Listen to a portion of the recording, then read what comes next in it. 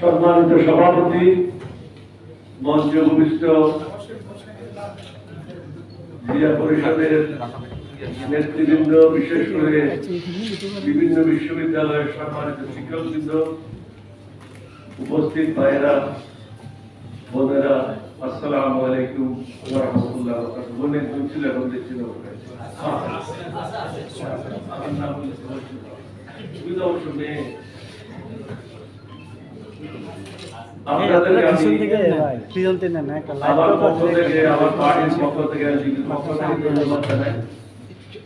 এই বিশেষ দিনে আপনারা আমাকে এখানে আসার জন্য দাওয়াত করেছেন। শহীদ রাষ্ট্রপতি জিয়াউর রহমান ৪৩তম মৃত্যুবার্ষিকী উদযাপন উপলক্ষে আপনারা একটা অনুষ্ঠান করেছেন। বিভিন্ন বক্তা বিভিন্ন দিক নিয়ে এখানে আলোচনা করেছেন। আমি আপনাদেরকে অনুরোধ করব, যেহেতু আপনারা হলেন জ্ঞানের ভান্ডার, বিভিন্ন দেশে সকাল 10টা থেকে নিয়ে রাত্রে পর্যন্ত কন্টিনিউ করে একটা সেমিনার করে সারাংশগুলি বাইর করে তারা সেটা আকারে এটা তো হলো আমরা আসলাম, জয় করলাম, চলে গেলাম, পকেটে কিছু থাকলো না। এগুলি লিপিবদ্ধ করতে হবে। আমি প্রথমেই মেজর জিয়ার উত্তর কিভাবে হলো সেই বর্ণনা করব, তারপরে রাষ্ট্রপতি হিসাবে তিনি কি কি কাজ করেছেন সেটার মধ্যে কিছু আলোকপাত করব। 1970 সালের শেষের দিকে আমি ছিলাম ৪র্থ বেঙ্গল রেজিমেন্ট কুমিল্লাতে। আমি ছিলাম Charlie company commander. Abdur Rashid Janjua তিনিও ছিলেন তখন মেজর, তিনি ছিলেন ব্র্যাভো কোম্পানি কমান্ডার। অর্থাৎ আমাদের পজিশনটা ছিল সমান সমান, কিন্তু একজন অনেক সিনিয়র আর আমি ছিলাম অনেক জুনিয়র। আমি ক্যাপ্টেন হিসাবে কোম্পানি কমান্ডার ছিলাম, আর উনি সিনিয়র মেজর হিসাবে কোম্পানি কমান্ডার ছিল। আমরা আসছিলাম লাহোর থেকে। লাহোর 2 বছর থাকা অবস্থায় তার সাথে আমার সম্পর্কটা খুবই খারাপ ছিল। ট্রেনিং করে আসার পরে আমার তাবুতে, আমি যেহেতু মেস সেক্রেটারি ছিলাম, আমার ইলেকশন হতো না, কলেজ সাহেব বলে দিত তুমি মেস সেক্রেটারি, বাস সেটাই চলতো। মেস সেক্রেটারি হিসাবে স্যুপ বানিয়ে নিয়ে আসতাম, সব বাঙালি অফিসারদেরকে নিয়ে স্যুপ খাইতাম। পাশে উনি তাবুতে থাকতেন, একই টুনাতে 2টা তাবু বাঁধা, উনার তার আমার তার। ওনার কিন্তু কখনো স্যুপ অফার করে নেই বা স্যুপ পান করার জন্য ডাকি নেই। উনি অরিজিনালি বেঙ্গল রেজিমেন্টের লোক না, পাঞ্জাব রেজিমেন্টের লোক। বিভিন্ন সময় অফিসাররা পাঞ্জাব রেজিমেন্ট থেকে আসেন, যেমন তৎকালীন মেজর জিয়া, উনি বেঙ্গল রেজিমেন্টের না, উনি ছিলেন ফার্স্ট পাঞ্জাব রেজিমেন্টের, যেখানে মিয়াজি সাহেব ওনার ফার্স্ট কমান্ডিং অফিসার ছিল। পাকিস্তান আর্মিতে ফার্স্ট কমান্ডিং অফিসার মানে পিতা, বর্তমান যেভাবে আছে এভাবে না, তখন এটা আসলে জানতো। যার কারণে বেগম জিয়াকে, আমি সাবজেক্টের থেকে অন্যদিকে চলে যাচ্ছি, যার কারণে বেগম জিয়াকে 1971 সালে উনি বিএপির মতো ট্রিটমেন্ট দিয়ে অফিসার বেঁচে বেগম জিয়াকে সসম্মানে রেখেছিল, কারণ মেয়ে হিসাবে রেখেছিল। এখন তো অনেকে অনেক রকম কথা বলে, খারাপ মুখে তো তালা লাগাতে পারবেন না, সম্ভব না। নানা মত, নানা মত, নানা পথ, এগুলি তো আছে বিশেষ করে বাংলাদেশে। তো যা সে কথায় ফিরে যায়, হঠাৎ শুনলাম জঞ্জুয়া 4র্থ বেঙ্গল রেজিমেন্টের কমান্ডিং অফিসার হবে। আমি এটা শোনার পরে আমার চোখটা কে ঘুরলো, কারণ আমি মনে করলাম উনি যদি কমান্ডিং অফিসার হয়, আমার 2 বছর বেশি চাকরি নেই, আমাকে বাইরে কলেজ চলে যেতে হবে। কারণ তখন যদি কমান্ডিং অফিসার একটা চিঠি লিখে দেন, অ্যাডভান্স রিপোর্ট, বার্ষিক একটা কনফিডেন্সিয়াল রিপোর্ট, অ্যাডভান্স রিপোর্ট দিয়ে দেন, আপনি যাবেন আরেকটা ব্যাটালিয়নে, সেখানে 3 মাস চাকরি করবেন, সেখানেও পাঞ্জাবি, সে আরেকটা অ্যাডভান্স রিপোর্ট দেবে, তারপরে করে যাবে।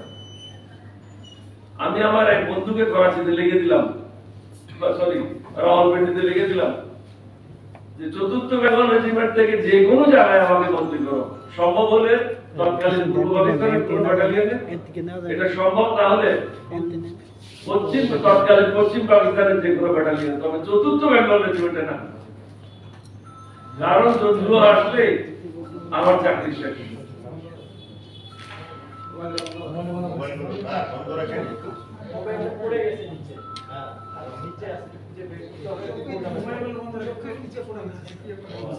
তখন আমি ছিলাম শ্রীমঙ্গলে, মোজাইক ট্রেনিং এর দায়িত্বে প্রাপ্ত হয়েছিলাম। আমার একটা ব্যাটালিয়ন ছিল হলিগঞ্জে, আর একটা ছিল শ্রীমঙ্গলে, আর একটা ছিল মৌলভীবাজারে।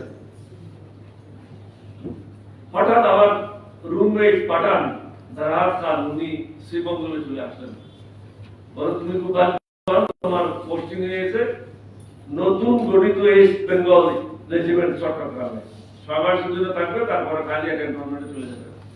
আমি চিন্তা করলাম 6 মাসই যথেষ্ট, অন্তত নিজের জেলায় থাকলাম। আমি খুব আনন্দিত হলাম, আমাকে পিছনে চলে আসার জন্য নির্দেশ দেওয়া হলো। আমি কুমিল্লায় চলে আসলাম। 2 দিন পরে দেখি মেজর জঞ্জুয়ান promotion posted to East Bengal regiment. যেখানে বাঘের ভয় সেখানে রাখতে হবে। আমি তো আধা পড়া, কিন্তু এখনো তো ঘটনা বাকি। দেখেন বাকি কি হচ্ছে। দৌড়ে গেলাম, স্মার্টলি একটা সেলিউট দিলাম ক্যাপ্টেন মানুষ, ওনাকে বললাম যে আন্তরিক মোবারকবাদ, আপনি আমার কমান্ডিং অফিসার হচ্ছেন।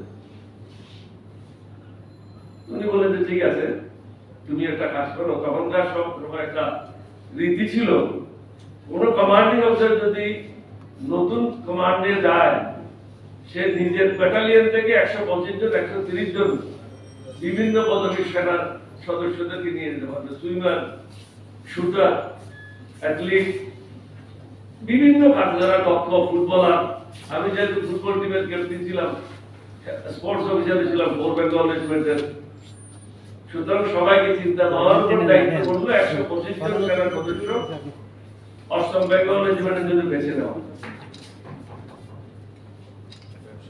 আল্লাহর প্ল্যান কোথায় এটা পরেই বুঝবেন। 125 জন আমি সিলেক্ট করলাম। 2 দিন পরে ব্রেড গ্রাউন্ডে একজন সিপাহি এসে বলল, জঞ্জুয়া সাহেব আপনাকে সালাম দিয়েছেন। সালাম দেওয়া মানে ডেকে পাঠাইছে, এটা ছিল আদব। ডেকে পাঠাইছে এটা কখনো বলতো না যে আপনাকে সালাম দিয়েছে। গেলাম, উনি একটা খারাপ শব্দ ব্যবহার করলেন, আমি এটা বলতে চাচ্ছি না এখানে। তুমি কি খুশি না আমি তোমার অধিনায়ক হয়েছি? আমি খুব খুশি, আপনাকে তো 2 দিন আগে মোবারকবাদ জানালাম। বলে কখন জানেছ? তখন আমি বললাম যে ঝগড়া করার জন্য এখন থেকেই একটা রাস্তা বাইর করতেছেন।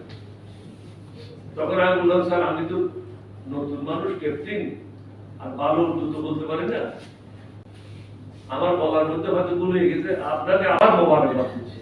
বলে আমার মানে কি, প্রথমবার দিছিলে কোনো? তাহলে এখানেও ভুল হয়ে গেছে, কারণ দ্রুত ভালো না, তাহলে এখানেও ভুল হয়ে গেছে, মোবারকবাদ দিচ্ছি। বলতে এখন ঠিক আছে। উনি যে সেনা সদস্যগুলো আমি ঠিক করলাম, তাদের অর্ধেক লোকদেরকে নিয়ে তিনি চট্টগ্রাম চলে গেলেন, বাকি অর্ধেক নিয়ে আমি গেলাম। তখনও পর্যন্ত কোনো অফিসার যোগদান করেনি, আমি আর উনি। সর্বপ্রথম নিয়ম হলো, নতুন ব্যাটালিয়ন যখন গঠন করা হয়, তার কোয়ার্টার গার্ড, অর্থাৎ যে গেট দিয়ে আপনি ঢুকবেন, কোয়ার্টার গার্ডটাকে গঠন করা হয়। তখনও পর্যন্ত আমরা ফার্নিচার পাইনি, কোনো চেয়ার নেই, বাইরে একটা টুল, লম্বা টুল ছিল।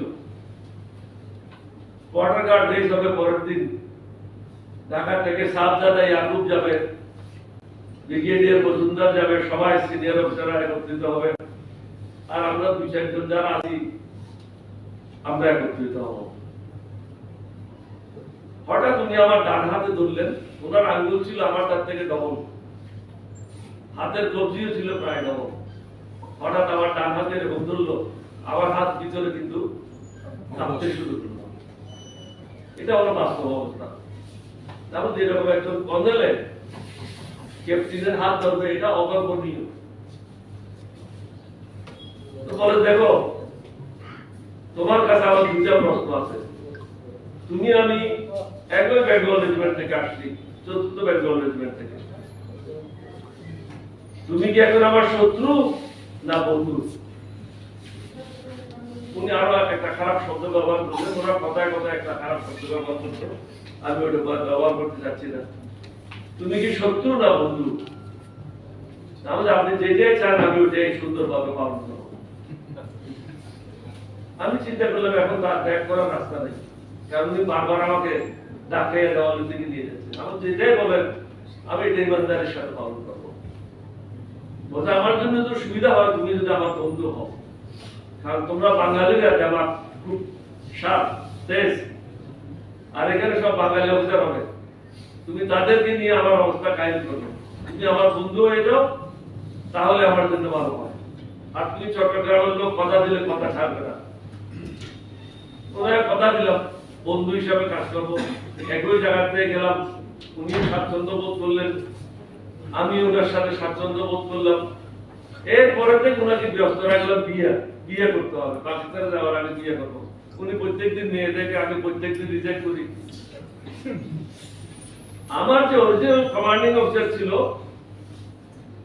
সিলেট বাড়ি গোলাপগঞ্জ রসগেলি, আমাকে বলা হতো blue I'd boy of colonel আমার চৌধুরী, মুজিবুর রহমান চৌধুরী। উনার খুব ঘনিষ্ঠ প্রাণের কাছে ছিলাম আমি। উনারা বদলে হয়ে চট্টগ্রাম ইস্ট বেঙ্গল রেজিমেন্টাল সেন্টারের প্রধান প্রশিক্ষক হিসেবে গেলেন। পাহাড়ের উপরে 2 কামরার একটা ঘর ছিল, ব্যাচেলর অফিসাররা থাকতো। যেহেতু কোয়ার্টারের শর্টেজ ছিল, তাকে ওই কোয়ার্টারটা দাও, ওই রুমগুলি দেওয়া হয়েছিল। উনি একদিন সন্ধ্যায় আমাকে টেলিফোন করলেন, উনি আমাকে খান সাহেব ডাকছেন। পাকিস্তানের ওলি খান খুব প্রসিদ্ধ রাজনীতিবিদ ছিল, আমাকে উনি ওলি খান ডাকতেন। বলতে খান সাহেব একটু সন্ধ্যার সময় বাসায় আসবেন। আমি গেলাম, কোনো ভূমিকা নাই, কিছু নাই, কারণ আমরা একজন আরেকজনকে জানি। উনি বলতে দেশের অবস্থা কি? আমি খুব ভালো না। বলছে আপনি কি মনে করেন শেখ মুজিবুর রহমানকে ক্ষমতা দেবে? আমাদের না ক্ষমতা দেবে। পাকিস্তানি জেনারেলরা কখনো শেখ মুজিবুর রহমানকে প্রধানমন্ত্রী হিসেবে মেনে নেবে না। তখন উনি বললেন কি করণীয়? আমাদের এটা একটা খুবই ভালো সুযোগ দেশ স্বাধীন করা। বলে প্রস্তুত আছেন? আমাদের আছে। তাহলে আমি এটা ক্যান্টনমেন্টে বেঙ্গল রেজিমেন্টের সেনাদেরকে নিয়ে প্রস্তুত হই, আর আপনি 8ম বেঙ্গল রেজিমেন্টকে নিয়ে প্রস্তুত হন। আমাদের দুজনের মধ্যে সীমাবদ্ধ হলো, কারণ আগরতলা কনস্পিরেসি কেস সম্বন্ধে আমরা জানতাম। এই জন্য আমরা অন্য কারোর সাথে আলাপ করা স্বাচ্ছন্দ্য বোধ করে দেখি। তৎকালীন মেজর জি এবং আমার অফিস 3 ইঞ্চির একটা দেওয়াল, ওনারটা বাম দিকে আর ওনার ডান দিকের অফিসটা হলো আমার। আমি যেহেতু কোয়ার্টার মাস্টার, চাল ডাল চিনি সব রেশনের জন্য সবাইকে আমার কাছে আসতে হতো, কারণ যেগুলো সরকারি রেশন পাইতো ওটা দিয়ে যথেষ্ট ছিল না। তার 1 কেজি বেশি চিনি দরকার, 2 কেজি চাউল বেশি দরকার, এটা আমার কাছে আসতে হতো। জিয়াউর রহমান সাহেব একদিন বললেন, ওনার বাসা ছিল আমাদের অফিসার প্লেস থেকে প্রায় 400 গজ 200 গজ দূরে, যাওয়ার জন্য হয়তো 3 মিনিট 4 মিনিট সময় লাগতো। গেলাম ওনার বাসায়, উনি দাওয়াত করলেন, এখন আমার স্মরণ আছে। চেয়ারের মধ্যখানে বড়ই কাটার একটা ডাল, ছোট ডাল, ডালের শোলা ছোট ছোট করে কাটিয়ে ফুল বানানো। বেগম জিয়া থাকতেন দোতলায়, এটা 3 তলা বাসা।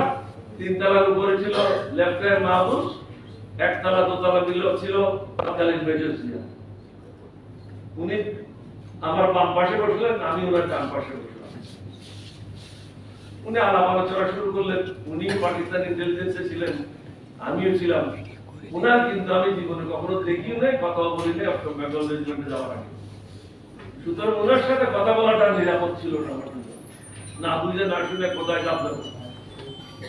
উনি অনেক কথা বললেন, আমি শুধু জি স্যার করে সময়টা পাস করে দিলাম। উনি আমার কাছে কিছুই পেলেন না। 3-4 দিন পরে আবার বললেন যে একটু সন্ধ্যার সময় চা খাওয়া।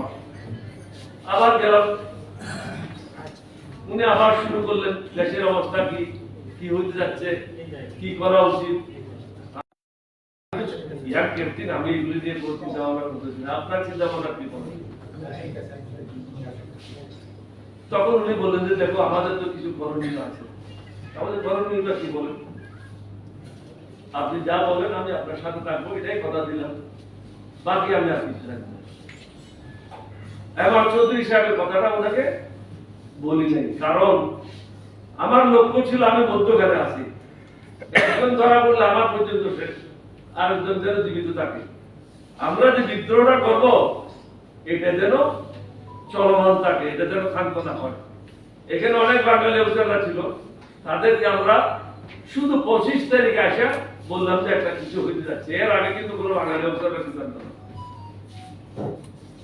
যা ওনার সাথে প্রাইমারি কিছু আলাপ হলো, খুব খোলামেলা আলাপ হলো না। এরপর আস্তে আস্তে আস্তে আস্তে আস্তে দুজনের মধ্যে একটা আন্ডারস্ট্যান্ডিং হলো। আমি ওনাকে বোঝার চেষ্টা করলাম, উনি আমাকে বোঝার চেষ্টা করলেন। উনি একটা জিনিস বুঝছেন, উনি যেহেতু পাঞ্জাব রেজিমেন্টের অরিজিনাল লোক, ফার্স্ট বেঙ্গল রেজিমেন্টের এখানে কোনো সদস্য ছিল না, ম্যাক্সিমাম লোক ছিল 4 বেঙ্গল রেজিমেন্টের। সুতরাং কিছু করতে হলে আমার প্রয়োজন, এগুলি আমাকেই চেনে, জিয়াউর রহমান সাহেবকে চেনে। দুইজনে মিলে পরিকল্পনা করলাম যে বিদ্রোহ করতে হবে। তখন আমি কর্নেল আমার চৌধুরী সাহেবকে রিকোয়েস্ট করলাম, আপনি ব্রিগেডিয়ার মজুমদার সাহেবকে আস্থায় নেন, কারণ ব্রিগেডিয়ার মজুমদার ছিল ওখানে কমান্ডেন্ট। ব্রিগেডিয়ার মজুমদার শুধু এটাই বলে দিলেন, আমি তোমাদের সাথে আছি, আমার সাথে আর কথা বলার দরকার নেই, তোমরা যাই কিছু করো আমরা তোমাদের সাথে, আমি তোমাদের সাথে থাকবো। তাহলে ওনার পারমিশন পেয়ে গেলাম। আমাদের কর্মকাণ্ড চলতে থাকলো। প্রায় প্রতি সপ্তাহে একবার দুইবার করে আমি ক্যান্টনমেন্টে চলে যেতাম, শুধু টেলিফোনে একটু উনি বলতেন যে চা খাইতে আসবো, চা খাইতে চলে যেতাম। আর জিয়াউর রহমান সাহেব তিনতলায় ছিল আমাদের টয়লেট, উনি আমার অফিসের সামনে এসে আমাকে এরকম করতেন, মানে উপরের দিকে আসতো, আমি ওনাকে ফলো করে পিছনে পিছনে যেতাম। আসলে উনি প্রস্রাব করতেন না, আমি প্রস্রাব করতাম, এটা হলো বাস্তব। দরজাটা খোলা রেখে উনি কথা বলতেন, আমি শুনতাম, আর আমি ভিতরে ঢুকতাম, উনি বাইরে থেকে শুনতেন। দুইজনে আমরা প্রত্যেকদিন 24 ঘন্টার মধ্যে গিয়ে আলাপ হয়ে ওটা সেরে নিতাম। কেউ যদি আসে দেখতো একজন প্রস্রাব করতে, আর একজন প্রস্রাব করার অপেক্ষায় আছে, অন্য কিছু করার চিন্তায় থাকতো। আর জঞ্জু এসে মাঝে মাঝে আমাকে ডাকছেন যে জিএস ওয়ালি কি বলে মাঝে মাঝে, আমাদের লোকটা খুবই খারাপ, বারবার বিরক্ত করতে, আমাকে বলতে যে বিয়ে করার দরকার নেই, পাকিস্তানে চলে, আমি বিয়ে না করে কিভাবে চলি দেখেন, আপনি হলেন আমার বাপ। ওর আমি ব্যস্ত রাখলাম, কারণ জঞ্জুকে ব্যস্ত না রাখলে দেখি যে আমাদের কর্মগুলি ঠিকভাবে চলবে না। ততদিনে কিন্তু প্রত্যেক দিন অন্য পাঞ্জাবি অফিসাররা আমাদের মেসে আসে, আমরা কি করছি না করছি এটা খবরাখবর নেওয়ার জন্য আসতো। এক পর্যায়ে জিয়াউর রহমান, আমার চৌধুরী এবং আমি, আমরা তিনজন মিটিং করলাম। এটা হলো 7 তারিখের পরে মিটিং করে, তখন আমরা তিনজন একত্র হলাম, কারণ 7 তারিখে আমরা আশা করেছিলাম বঙ্গবন্ধু শেখ মুজিবুর রহমান বাংলাদেশের স্বাধীনতা ঘোষণা করবেন, তিনি করেননি। তিনি শুধু একটু বললেন এবারের সংগ্রাম স্বাধীনতার সংগ্রাম, এবারের সংগ্রাম মুক্তির সংগ্রাম, এত দূরে তিনি বন্ধ রাখলেন। বাংলাদেশে কোন জায়গায় তার ভাষণের রিপিটিশন হয় নাই, কিন্তু আমরা চট্টগ্রাম রেডিও স্টেশন থেকে তার ভাষণটা শুনলাম। আমি এখানে বঙ্গবন্ধুকে খাটো করতে চাই না, তিনি জাতিকে ঐক্যবদ্ধ করার জন্য একটা বিরাট অবদান রেখেছেন, এটা কেউ অস্বীকার করতে পারবে না। সমগ্র জাতিকে উজ্জীবিত করেছিলেন, ঐক্যবদ্ধ করেছিলেন, কিন্তু শেষ কাজটা যেটা করার ছিল স্বাধীনতা ঘোষণা করার, ওটা তিনি করেন। আমরা 25 তারিখ ঘুমের থেকে উঠলাম, দেখলাম প্যারেড গ্রাউন্ডে কেউ নেই। আমি তখন একা প্যারেড গ্রাউন্ডে দাঁড়িয়ে আছি, যে আমার কি এতগুলি লোক গেল কোথায়।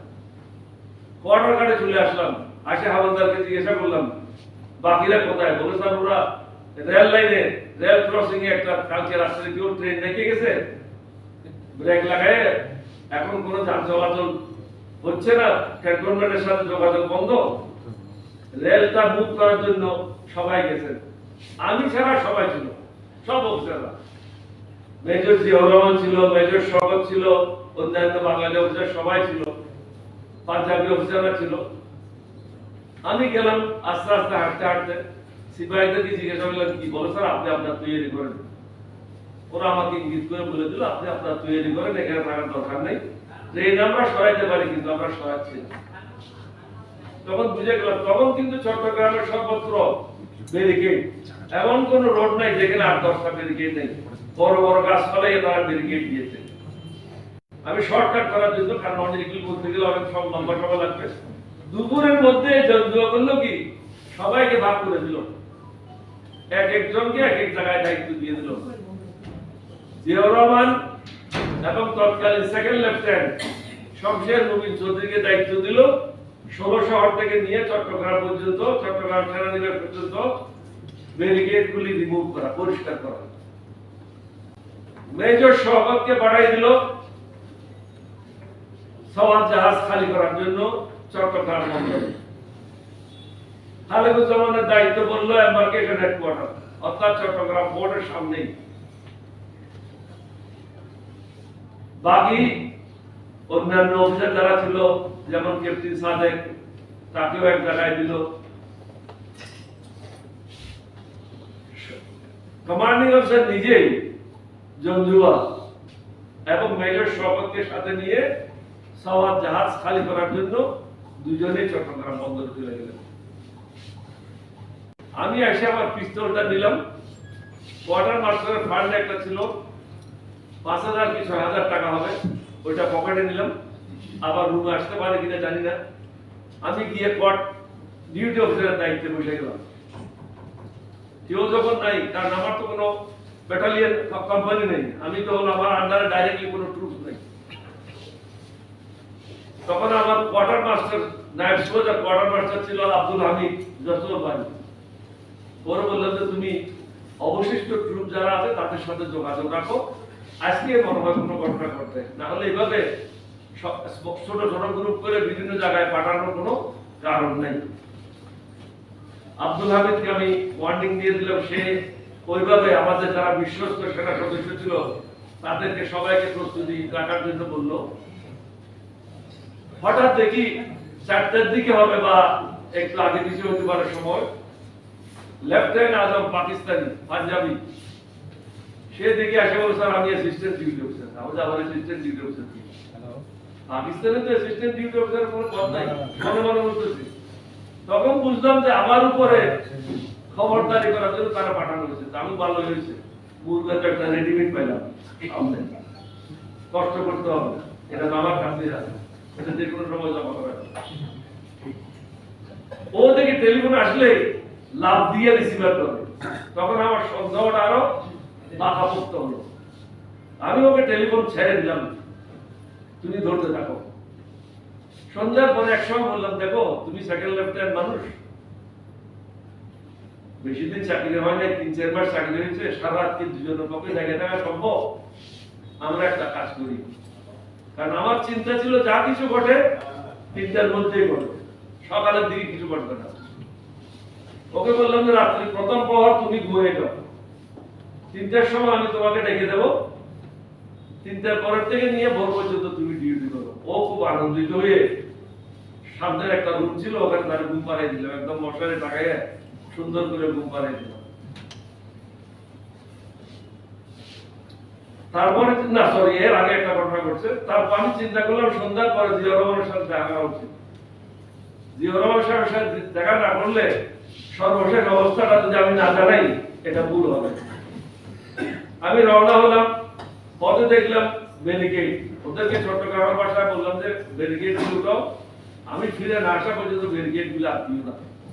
আর সামনে আছে মেজর জিয়া, তৎকালীন মেজর জিয়া, উনি যখনই আসেন ব্যারিকেড গুলি সরাই দিয়ে আসা যাওয়ার জন্য পথটা পরিষ্কার রাখো। ওদেরকে ব্রিফ করে দিলাম। আমি হুমায়ুনকে বললাম, আজমকে বললাম যে তুমি বসো, আমি একটু দেখে আসি টুরুসগুলি খারাপ হয়েছে কিনা সবাই, কারণ কোয়ার্টার মাস্টার এটা একটা দায়িত্ব। আমি এই অজুহাতে চলে গেলাম চট্টগ্রাম সেনানিবাসের দিকে। কলাফলা কেরাওয়ার ফ্যাক্টরি ছিল বাজির প্রস্তাবিত, ওখানে গিয়ে জিয়াউর রহমান সাহেবের সাথে দেখা, ওনাকে বললাম যে ভিতরে আসেন, ভিতরে নিয়ে গেলাম। আমি তখন সংক্ষেপ বললাম যে যাই কিছু ঘটে আজকে রাত্রে করতে যাচ্ছে, সুতরাং আপনি রাত্রে খাওয়ার অজুহাত দেখে বাসায় ফিরে আসেন, তারপর আমরা বিস্তারিত আলাপ আলোচনা করব। আমি চলে আসলাম, আমার পিছনে পিছনে উনি আসলেন, উনি এসে সোজা বাসায় চলে গেলেন। বাসায় গিয়ে ওনার স্ত্রী কার বেগম জিয়ার কাছ থেকে শুনলেন, বেগম জিয়াকে টেলিফোন করছেন জঞ্জুয়ার স্ত্রী, জঞ্জুয়া টেলিফোন করছেন চট্টগ্রাম পোর্ট থেকে জঞ্জুয়ার স্ত্রীকে, জঞ্জুয়ার স্ত্রী টেলিফোন করছেন বেগম জিয়াকে। অর্থাৎ বেগম আপনি কাজ করতেছে, এখন অফিসারদের কোনো কাজ নেই, যেটা পাকিস্তান রাজনীতি কখনো ছিল না। জঞ্জুয়া টেলিফোন করে বললো যে তুমি জিয়ার বউকে বলো জিয়াকে চট্টগ্রাম বন্দরে পাঠানোর জন্য। জিয়া সাহেব বাসায় এসে যখন এটা শুনলো, উনি তাড়াতাড়ি খাওয়াটা সেরে আমার অফিসে চলে আসলো। আমি এরকম বসে আছি, উনি এসে সামনে বসলো, পিছনে দরজা। উনার সাথে কথা বলতেছিলাম, যা কিছু ঘটে আজকে রাত্রের মধ্যে ঘটবে, সুতরাং আমাদের এখন কি করণীয় দুজনে এখন সিদ্ধান্ত নিই। ঠিক ওই মুহূর্তে দেখলাম জঞ্জু এবং মেজর শওকত দরজা দিয়ে ঢুকতেছেন। আমরা তো হতবাক, জিয়া সাহেব তো দেখতেছেন, ওনার মুখ তো আমার দিকে, আমি দেখতেছি ওনারা ঢুকতেছে। তখন জঞ্জু বলে যে উনি কি ষড়যন্ত্র করতেছে? আমাদের ষড়যন্ত্র দরকার একটাই করতেছে, আপনি নাকি আপনার বউকে বলছেন, আপনার বউ বেগম জিয়াকে বলছে, বেগম জিয়া জিয়া রহমানকে বলছে, এত হাত থেকে কথাগুলি আসছে, এখন কি করতে হবে আমরা নিজে বুঝতে পারতেছি না। আর উনি চট্টগ্রাম বন্দরে যাবে কি করে? আমাকে তো তার প্রোটেকশনের জন্য সিপাহি দিতে হবে, এটা নিয়ে আলোচনা করতেছে। তখন উনি বললেন যে প্রোটেকশনের কোনো প্রয়োজন পড়বে না। আমি নেভি থেকে একটা ট্রাক নিয়ে আসছি, এই ট্রাকে করে 11 জন সিপাহি নিয়ে আসছি, তার নিরাপত্তার জন্য ব্যবস্থা হয়েছে। জিয়া শুধু সামনে বসবে আর চট্টগ্রাম বন্দরের জন্য রওনা হবে। এটা বলার পরে উনি বললেন যে জিয়া উঠো। আগে জঞ্জুয়ার পিছনে জিয়া রহমানের পিছনে মেজর শওকত, সর্বপিছনে আমি। হঠাৎ দেখি আমার টেলিফোন বেজে উঠলো। আমি ওনাদেরকে বললাম যে আপনারা নিচে নামেন, আমি টেলিফোনটা দেখে আসি। তখন টেলিফোনে দেখলাম আমার এক বন্ধু আব্দুল খালেক, যিনি স্ট্যান্ডার্ড চার্টার্ড ব্যাংকের ভাইস প্রেসিডেন্ট ছিলেন। চট্টগ্রাম ক্লাবে যখন যাইতাম উনি আমাকে জিজ্ঞাসা করেছিলেন যে মামা, দেশে যদি গন্ডগোল হয় তোমরা কি করবে? আমাদের এটা স্মরণ রাখো, আমরা তোমাদের সাথে থাকবো, এর থেকে বেশি আর কিছু না। কোন প্রয়োজন বোধ করলে টেলিফোন করো। তখন উনি আমাকে টেলিফোন করে বললেন, মামা ঢাকা থেকে এখন একজন লোক আসছে, ও বলতেছে ঢাকার সর্বত্র পাকিস্তান সেনাবাহিনীর লোকেরা টহল দিচ্ছে। তখন বুঝলাম ঘটনা ঘটে যাচ্ছে, আর আমাদের বসে থাকার সময় নাই। আমি দৌড়ে নিচে আসলাম, ট্রাকটা যদি ধরে এভাবে দাঁড়ায় আছে পশ্চিম দিকে মুখ করে, জিয়াউর রহমান সাহেব পূর্ব দিকে মুখ করে দাঁড়ায় আছেন, জঞ্জুও পশ্চিম দিকে মুখোমুখি দাঁড়ায় আছেন, শওকত পাশে দাঁড়ানো। আমি আসা দক্ষিণ দিকে মুখ দিয়ে উত্তর পাশে দাঁড়ালাম। জিয়াউর রহমান সাহেব ইশারা করে দেখানোর চেষ্টা করলাম যে আপনি গেলে আপনাকে বন্দি করা হবে। উনি আমাকে বললেন লিখে দাও, তাহলে সময় নাই। জঞ্জু এটা দেখে ফেলছে। জঞ্জু বলে কি হয়েছে বলি, আমি সারা 3-4টা মশা করছে আমাকে। মশাগুলি তাড়ানোর জন্য আমি হাতে কষাকষি করতেছি। আমি তো কিছু চিন্তা করতেছিলাম, আমাদের না স্যার, এটা খোলা জায়গা তো, সব মশা। জিয়াউর রহমান রওনা হয়ে গেল। উনি দাঁড়িয়ে নিশ্চিত করলেন জিয়াউর রহমান যেন রওনা হয়। আমি তাড়াতাড়ি উপরে চলে আসলাম, উপরে বিপদ থেকে উঠে যাব। আজমকে বললাম তুই আন্ডার অ্যারেস্ট। আজমকে অ্যারেস্ট করলাম। রেলওয়ে ক্রসিং এ ছিল লেফটেন্যান্ট হুমায়ুনকে অ্যারেস্ট করলাম। অফিসার মেসে ছিল ক্যাপ্টেন আহমদ আলী। তখন অফিসার মেসের আমাদের হাওলদারের দায়িত্ব ছিল আব্দুল আজিজ, বরিশাল বাড়ি। আজিজকে ডাকলাম, 10-12 জন সেনা সদস্য দিলাম এবং তাকে বললাম যে ক্যাপ্টেন আহমদ আলীকে অ্যারেস্ট করে নিয়ে আসো। তাহলে কয়জন অ্যারেস্ট হলো? লেফটেন্যান্ট আজম, লেফটেন্যান্ট হুমায়ুন এবং ক্যাপ্টেন আহমদ, তিনজন। জিয়াউর রহমান সাহেবকে ফিরিয়ে নেওয়া আসার জন্য ক্যাপ্টেন খালিদুজ্জামানের ওই রাস্তায় ছিল এম্বার্কেশন হেডকোয়ার্টারে যাওয়ার জন্য। তার সাথে ট্রুপসকে দিনে আমি কোনো ট্রুপ যাবে না, তুমি একা যাও। জিয়াউর রহমানকে এটা বলে আসো আমি এই তিনজনকে অ্যারেস্ট করেছি, উনি যারা তাড়াতাড়ি ফিরে আসবেন। জিয়াউর রহমান তখন দেওয়ানহাটে একটা বড় ধরনের ব্যারিকেড ছিল, ওটা ক্লিয়ার করতে পারছিলেন না, ওখানে আটকা পড়ছিলেন। খালিদুজ্জামান গিয়ে ওখানে ওনার সাথে দেখা হলো এবং আমার সংবাদটা জিয়াউর রহমানকে দিলেন। তখন উনি ট্রুপসদেরকে বললেন, নেভি ট্রুপসদেরকে, যে আমাকে কমান্ডিং অফিসারে ডাকছেন, ফিরে যেতে বলছেন। এখন ট্রুপসদের এটা বোঝার কোনো সাধ্য নেই। উনি রওনা হয়ে গেলেন, আমি বাইরে দাঁড়াইছিলাম, অপেক্ষা করতেছিলাম উনি আসবে আসবে আসবে।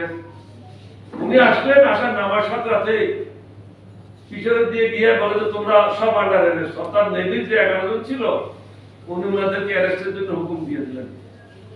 আমার ট্রুপস রেডি, অস্ত্র নিয়ে সবাইকে নামায় আসা হলো। নামায় নিয়ে আসে দোতলাতে একটা অন্ধকার রুমে রাখা হলো। ওই রুমে লাইট ছিল না, তখন এটা আন্ডার কনস্ট্রাকশন সিডিএ মার্কেট ছিল। পূর্ব পরিকল্পনা অনুযায়ী জঞ্জুকে অ্যারেস্ট করার কথা ছিল আমার। তখন আমি জিয়াউর রহমান সাহেবকে বললাম যে না, আমি যদি চলে যাই এখানে একটা বিশৃঙ্খল অবস্থা সৃষ্টি হবে, পাঞ্জাবি অফিসারগুলি কি করে কোনো ঠিক নেই। আপনি যান, জঞ্জুকেও নিয়ে আসেন, আসার পথে মেজর শওকতকেও নিয়ে আসেন। জিয়াউর রহমান সাহেব একটা জিপ নিয়ে জঞ্জুকের বাসায় গেলেন। In the meantime Aziz, havildar Aziz আবার দৌড়ে আসলো, বলে স্যার বিডিআর ম্যাচটা ছিল আমাদের ম্যাচের সামনেই, মধ্যখানে 12 ফিট রাস্তা। বলে স্যার দুইজন অফিসার আসছে। তখন আমি ওকে আবার এক প্লাটুন সোলজার, এক সেকশন সোলজার দিলাম, দিয়ে বললেন দুইজনকে অ্যারেস্ট করে নিয়ে আসো। ওদের মধ্যে ছিল মেজর হামিদ, জিয়াউর রহমানের কোর্সমেট, আর ক্যাপ্টেন নজর। তাহলে কজন হয়ে গেল? 5 জন। জিয়াউর রহমান সাহেব ততক্ষণে চলে আসলেন জঞ্জুকে অ্যারেস্ট করে। সবাইকে বর্ডার গার্ডের সাথে সাথে সাথে সাথে রুমের মধ্যে বসানো হলো। বাকিটা আমি বলতে চাচ্ছি না। আমরা 3 জনের মধ্যে মিটিং হলো, আমি, তৎকালীন মেজর শওকত, তৎকালীন মেজর জিয়াউর রহমান, 3 জনের মধ্যে মিটিং হলো এবং এটাই সিদ্ধান্ত হলো 2 জনে যেটা বলবে সেটাই বাস্তবায়ন হবে। আমি বলবো না কে কি বলছে এখানে। ওখানে সিদ্ধান্ত হলো তাদেরকে বিদায় করে দিতে হবে। পৃথক পৃথক রুমে তাদেরকে বসানো হলো। সেনাবাহিনীর সদস্যদের হাতে তারা নিহত হলো। এর থেকে বেশি আর কিছু বলা সম্ভব না। সেনাবাহিনীর 8ম বেঙ্গল রেজিমেন্টের সেনাদের হাতে তারা নিহত হলো। তখনও পর্যন্ত বিদ্রোহী ট্রুপসের কমান্ডার ছিলাম আমি। সবাইকে সিডিএ মার্কেটে যদি কখনো যান, এখনো যদি খোলা থাকে জানি না, ভিতরে খোলা মাঠ, ওখানে সবাইকে আমি একত্রিত করলাম। বিদ্রোহী ট্রুপসদেরকে একত্র করে সেলিউট দিয়ে জিয়াউর রহমানকে কমান্ড হস্তান্তর করলাম। অর্থাৎ ওদের হাতে সমস্ত ক্ষমতা হস্তান্তর করলাম। ওখানে কোনো উঁচু জায়গা ছিল না দাঁড়ানোর। উনি বললেন তাহলে কি করা যায়? তখন আমরা কয়েকজনে ধরে একটা তেলের ড্রাম সোজা করলাম। তেলের ড্রামের উপর উনি দাঁড়ালেন এবং আমার ডান হাতটা উপরে করলেন। দুইজনের, উনি আমার হাতটা ধরলেন। উনি বললেন যে এই মুহূর্ত থেকে আমরা অফিসিয়ালি বিদ্রোহ ঘোষণা করলাম, বাংলাদেশের পক্ষ হয়ে আমরা কাজ করব। তখনও তো আমরা জানি না কে কোথায় কি করতেছে, ঢাকায় কি হচ্ছে, কোথায় কি হচ্ছে জানি না। রাত্রেবেলা সব পাঞ্জাবি অফিসার যখন মারা গেল, আমরা ওখান থেকে বেরিয়ে করলাঙ্গা পাহাড়ে চলে গেলাম। করলাঙ্গা পাহাড় হলো শহরের বাইরে বহকালিতে। দুপুরবেলা গ্রামের লোকেরা আমাদেরকে টমেটোর চাটনি দিয়ে গরম গরম ভাত খাওয়ালো। জিয়াউর রহমান সাহেব সবাইকে বলতে পাশে সরা আছে, সরাতে গিয়ে অজু করে আসো। সবাই দুপুরে আসলো, তিনি শপথ বাক্য পাঠ করালেন যে বাংলাদেশের প্রতি আনুগত্য এবং জীবনের শেষ বিন্দু রক্ত দিয়ে বাংলাদেশকে স্বাধীন করবো, তিনি শপথ বাক্য পাঠ করেন। এরপরে উনি আমাকে দায়িত্ব দিলেন সবাইকে দায়িত্ব ভাগ করে দেওয়ার জন্য। তৎকালীন মেজর সভাপতিকে দায়িত্ব দিলাম, আপনি একটা কোম্পানি নিয়ে চট্টগ্রাম বন্দরে যাবেন। খালেদুজ্জামানকে দায়িত্ব দেওয়া হলো চকবাজার এলাকা, শমশের মুবিনকে দেওয়া হলো চট্টগ্রাম মেডিকেল কলেজ। ততক্ষণে আমাদের সাথে একত্রিত হয়েছিল বর্তমান মেজর জেনারেল তৎকালীন ক্যাপ্টেন হারুন বিডিআর, তাকে দেওয়ার দায়িত্ব দেওয়া হলো চট্টগ্রাম পোর্ট বিল্ডিং। ক্যাপ্টেন সাদেককে দায়িত্ব দেওয়া হলো সীতাকুণ্ডে, কুমিল্লা থেকে যেন কোনো কেউ প্রবেশ করতে না পারে। শমশের মুবিনকে দায়িত্ব দেওয়া হলো মেডিকেল কলেজে, ক্যান্টনমেন্ট থেকে যেন কেউ বাইরে যেতে না পারে। দায়িত্ব ভাগ করে শেষে থেকে গেলাম আমি এবং মেজর জিয়া। বিলে কোনো ধান নাই, ফসল টসল কিছু নাই, সব বিল খালি। যদিও আমার বাড়ি 7-8 কিলোমিটার দূরে, কিন্তু আমি এই সমস্ত এলাকা চিনতাম না, এটা হলো বাস্তবতা। রাত্রেবেলা আমরা দুজনেই এইরকম টুলের উপরে একটা প্রাইমারি স্কুলে হাই ব্যাংকের উপর ঘুমাইলাম, আমাদের সাথে একজন সিপাহি ছিল। পরের দিন এখন আমরা রওনা হয়েছি চট্টগ্রাম শহরের জন্য। হাঁটতে হাঁটতে চলে আসলাম পটিয়া, অর্থাৎ উল্টা যাওয়ার কথা ছিল এই ডাইরেকশনে, চলে গেলাম এই ডাইরেকশনে। বিলের মধ্যে টের পাই নাই, বড় বিল। পটিয়াতে এসে বসলাম, উনি বসলেন ওসির সিটে, আমি বসলাম সামনে। এখন চিন্তা করতেছি কি করা যায়, চট্টগ্রাম শহরে কিভাবে প্রবেশ করি, কারণ আমাদের কোনো গাড়ি নেই। ততক্ষণে 2টা প্লাটুন চলে আসলো শেখনাফ থেকে বিডিআর, ওদেরকে ধরলাম। পটিয়াতে যে সমস্ত পুলিশের লোক ছিল তাদেরকে ধরলাম, সবাইকে অস্ত্র দিয়ে চট্টগ্রাম শহরে পাঠিয়ে দিলাম। ততক্ষণে চলে আসলো এক ভদ্রলোক, বগুড়া বাড়ি, জনাব মাহমুদ, প্রায় 6 ফিট 2 ইঞ্চি লম্বা। বিস্তারিত বলবো না। উনি আসে বলে যে ক্যাপ্টেন বলিকে তালাশ করতেছে। আমাদের কেন বলতো ওনার বাড়িতে এখানে, আমাদের ওনার বাড়ি পড়িয়ে আপনি কেন তালাশ করতেছেন? বন্ধুটাকে স্বাধীনতা ঘোষণা করতে হবে। তাহলে স্বাধীনতা ঘোষণা করার ব্যবস্থা কি আছে? বলতে আছে। কি ব্যবস্থা আছে? কালুঘাট তো কোনো স্বাধীনতা ঘোষণা করতে পারবে না, এটা করলে তো আগ্রাবাদ যেতে হবে। কালুঘাট তো হলো ট্রান্সমিটিং স্টেশন, ব্রডকাস্টিং স্টেশন হচ্ছে আগ্রাবাদ। আগ্রাবাদে যাওয়া এখন সম্ভব না। উনি বললেন যে না, আমি 12 জন টেকনিশিয়ান নিয়ে আসছি একটা মাইক্রোবাসে করে, তাদেরকে দিয়ে কালুঘাট রেডিও স্টেশন রেডি করেছি ব্রডকাস্টের জন্য। তো আমাদের কাঁধে কোনো র্যাক নেই, সব আপনার রাত্রে পালাই দিয়েছি, শুধু কাপড়, ফাঁকে পোশাক। তখন আমাদের স্বাধীনতা ঘোষণা করেন, উনি আমার সামনে দিনে বসে আছেন। বলুন উনি কি আমাদের মেজর ছিলেন। বল 2 জনের মধ্যে একজনে করলে হবে, আমাদের উনি করবেন, উনি হলেন আমার বস, সিনিয়র। তখন ওখান থেকে জিয়াউর রহমান শাহকে বলল যে আপনি মাহমুদকে সাথে নিয়ে কালুঘাট রেডিও স্টেশন যান, আর আমি ফুলতলা গিয়ে আর্মি হেডকোয়ার্টার সেট আপ করি। First army headquarter Phultala primary স্কুলে। আর ফিরে আসা কি করবো, একটা হেডকোয়ার্টার তো সেট আপ করে এস্টাবলিশমেন্ট ঠিক করেই যেতে হবে, না হলে ফিরে আসা অন্ধকার রাত্রে কোথায় কি বিপদ হলো। ওখানে হেডকোয়ার্টার সেট আপ করতে আমার 8 ঘন্টা সময় লাগছে। তারপরে গেলাম রেডিও স্টেশনে। রেডিও স্টেশন আমি যখন পৌঁছলাম তখন ওনার draft ready. I Major Zia declare myself as the head of the state. তা বললেন আমি এখানে কিছু অ্যামেন্ডমেন্ট করব, ওটা আমি এখানে বিশ্লেষণ করতে চাচ্ছি না। তৎকালীন প্রেক্ষাপটে পরিপ্রেক্ষিতে তখন আমি বললাম যে এখানে লেখেন on behalf of Bangabandhu Sheikh Mujibur Rahman. ওইটা লেখা হলো। আমরা দুজনে পাশাপাশি ছিলাম। উনি বাংলাদেশের স্বাধীনতা ঘোষণা করলেন। এর আগে তো কেউ স্বাধীনতা রেডিও স্টেশনে গিয়ে ঘোষণা করে নেই। বিচার যদি করে থাকে ওটা তো আবার টানার কথা, কিন্তু পাবলিকলি পৃথিবীর সামনে স্বাধীনতা ঘোষণা করেছেন মেজর জিয়াউর রহমান। এটা নিয়ে কোনো চিরন্তন কথা। আমরা তো বলছি বঙ্গবন্ধু দেশকে প্রস্তুত করেছিলেন, আমরা তো এটা চিন্তা বলছি না। এটা হলে বেঈমানি হবে, মুনাফিকি হবে। মুনাফিকদের পক্ষে সম্ভব মিথ্যা কথা বলা, বেঈমানদের পক্ষে সম্ভব। বর্তমান বিশ্ব বেঈমান মুনাফিকদের হাতে বন্দী, সব বাংলাদেশ না, সমগ্র পৃথিবী অশান্ত অবস্থা আছে। কারণ আমরা মিথ্যা কথা বলি, আমরা দুর্নীতি করি, আমরা টাকা পাচার করি, আমরা ব্যাংকের টাকা নিলে এটা পরিশোধ করি না, যত রকমের অপকর্ম আছে, অনৈতিক কাজ আমরা করি। আজকে গুলশান বনানীতে আপনি যেতে পারবেন না, এমন অবস্থা সৃষ্টি হয়েছে, অনৈতিক কাজের জন্য এটা একটা কারখানায় সৃষ্টি হয়েছে। পুরো ঢাকা যেন একটা ব্যাংককের পতিতালয়ের মতো হয়ে গেছে বিভিন্ন জায়গায়। এই অবস্থা কে সৃষ্টি করেছে? বর্তমান সরকার, অনৈতিক সরকার, অনির্বাচিত সরকার। জিয়াউর রহমান যদি এদিন স্বাধীনতা ঘোষণা না করতো, তাহলে অন্যান্য বেঙ্গল রেজিমেন্ট গুলি ঘর থেকে বের করত। আমি এটার উপরে পিএইচডি করেছি, এটা একটা আমার পিএইচডির একটা চ্যাপ্টার ছিল। ঢাকাতে হলো তো একটা পিএইচডি দিয়ে দিত, কিন্তু লন্ডনে দেয় না।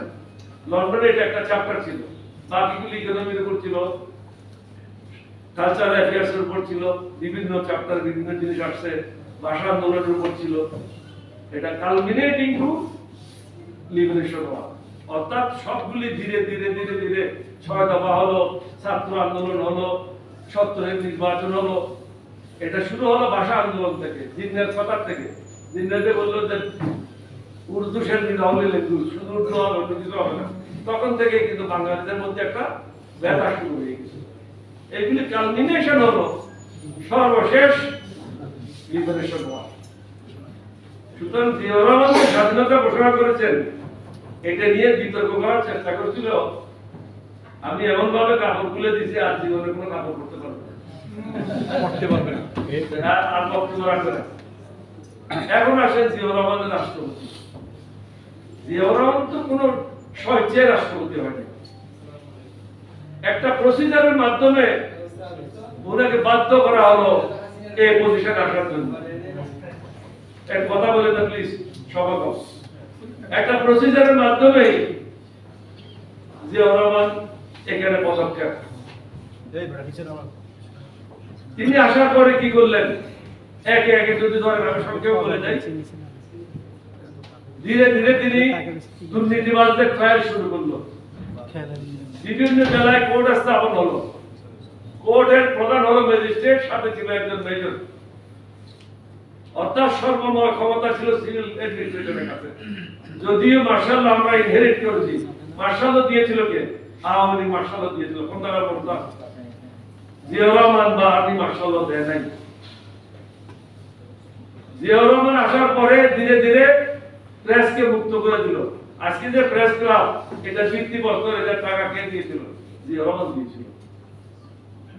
বাংলাদেশে যতগুলি প্রতিষ্ঠান দেখছেন আজকে, তাকে কৃষি সম্প্রসারণ যেভাবে হচ্ছে, এটা জিয়াউর রহমানের প্রোগ্রাম ছিল। কারণ আমরা মনে করি যে জাপান আমাদের থেকে দ্বিগুণ খাদ্য উৎপাদন বেশি করত।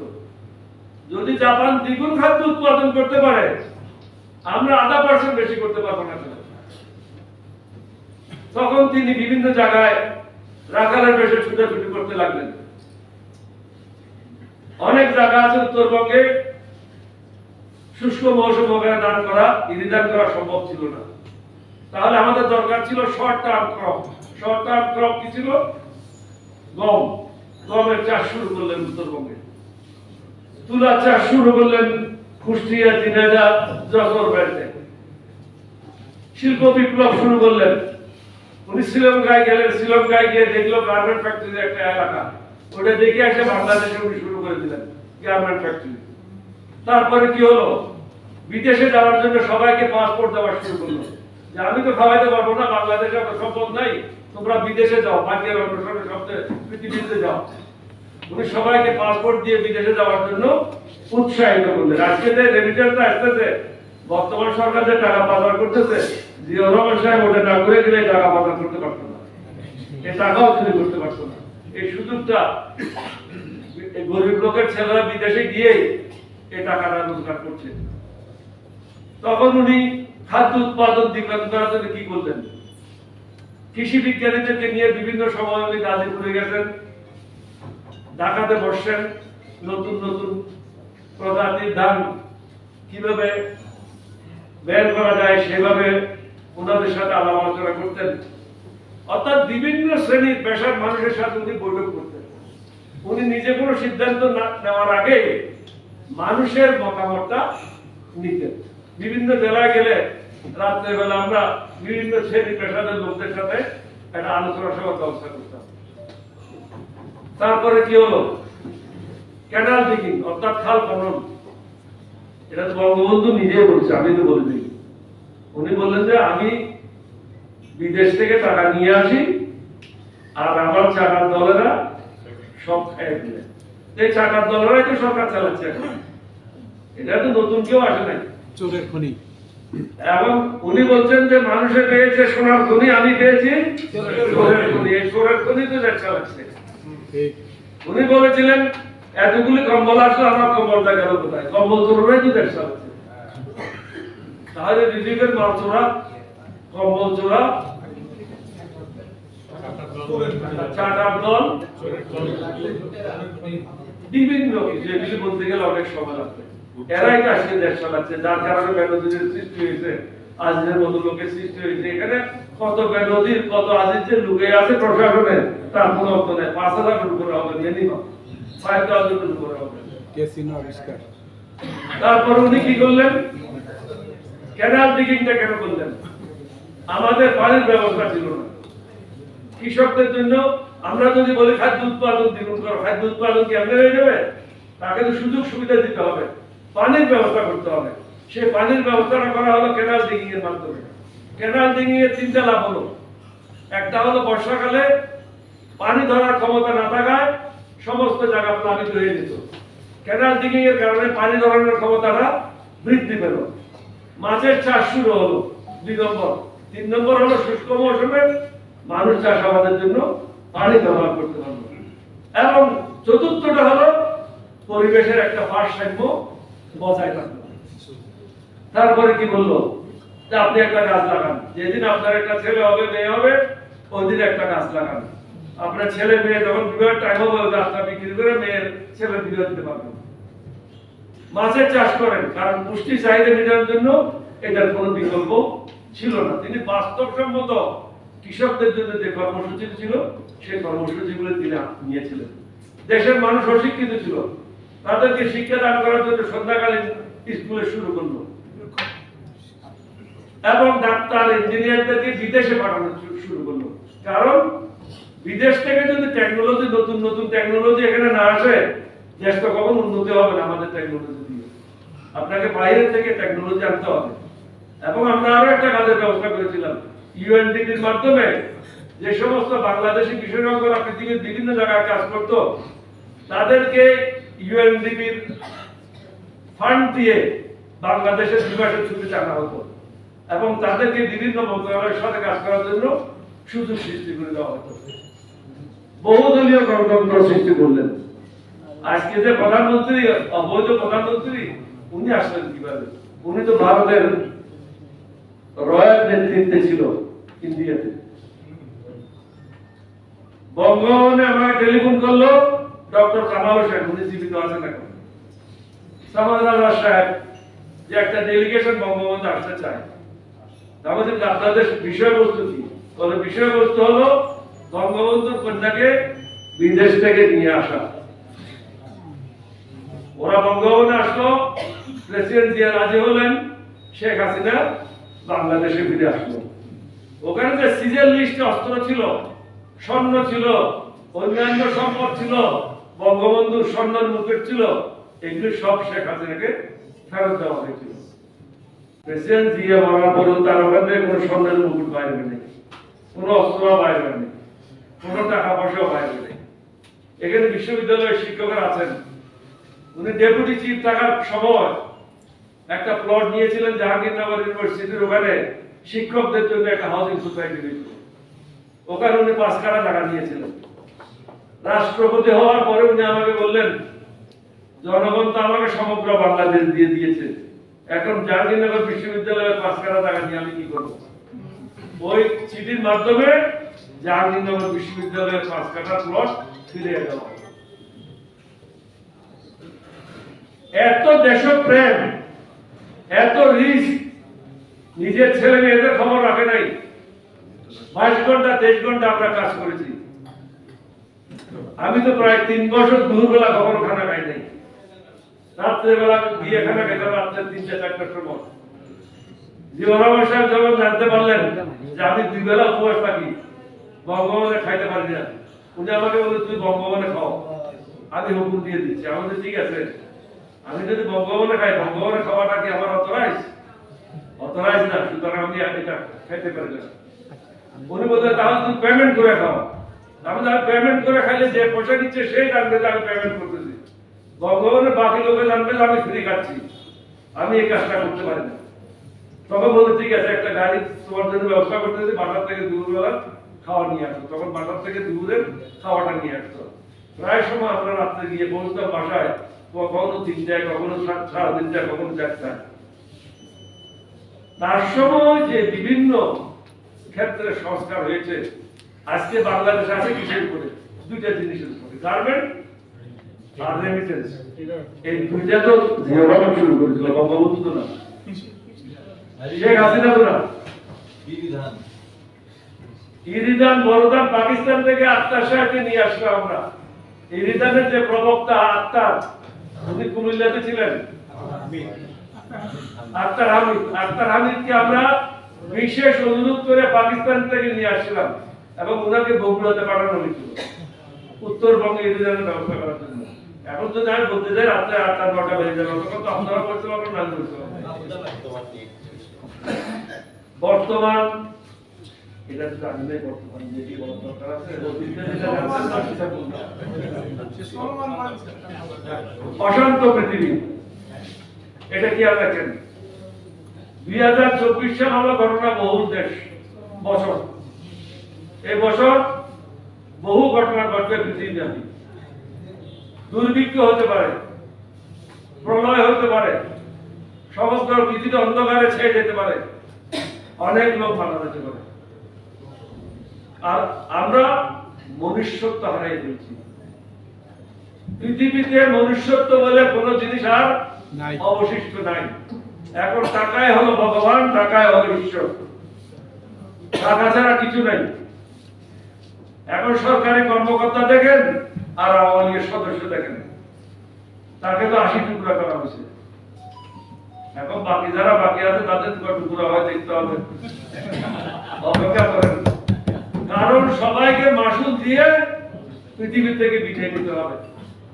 আল্লাহ ছাড় দেয়, আল্লাহ কখনো ছেড়ে দেয় না, এটা কোরআন বলে না। আল্লাহ মানুষকে সৃষ্টি করেছে একে অপরের উপকার করার জন্য, একে অপরকে ভালোবাসার জন্য। আর আমরা করেছি ঘৃণার জন্ম দিয়েছি। আওয়ামী লীগ ঘৃণার রাজনীতি বাংলাদেশে প্রতিষ্ঠা করেছে, বিনা ভোটের রাজনীতি প্রতিষ্ঠা করেছে, নিশিরাতের ভোটে সরকার প্রতিষ্ঠা করেছে, পাশের রুমের ভোটে 2024 সালে পাশের রুমের গোপন কক্ষের ভোটে প্রতিষ্ঠা করেছে। কাকো কেউ কখনো স্বামী রাখতেছে, কাকো কখনো কি রাখতেছে, কত কিছু যে ঘটনা করতেছে, এগুলি হদিশ রাখা মুশকিল। আপনাদেরকে অনুরোধ করবো, দাই নো ইউরসেলফ। বাইবেলে বলে দাই নো ইউরসেলফ, নিজকে চিনো, নিজকে সঠিক পথে পরিচালিত করো।